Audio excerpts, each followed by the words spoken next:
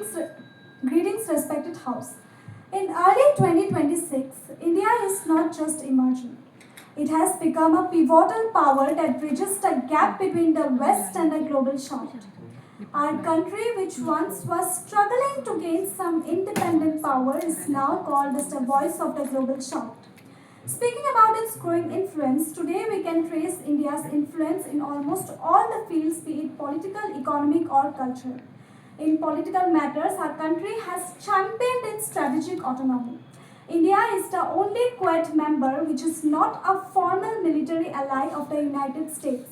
Thus, it prevents associations like Quad to become a wholly Western-led Asian network. Then again, India's role in the development of BRICS currency is another noteworthy influence. While countries like Russia and China were adamant in forming a unified currency to de-dollarize, India was consistently adamant in prioritizing the internationalization of our own currency, the rupee.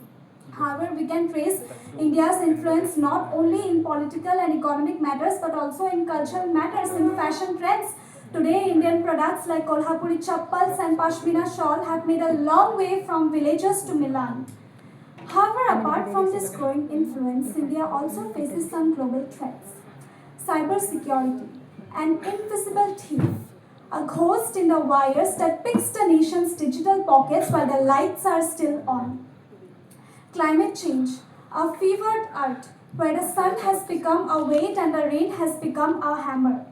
Along with these new emerging threats, there are old threats which are evolving. India's straining relationships with our neighboring countries like China, Pakistan, and Bangladesh have always provided some issues to be considered.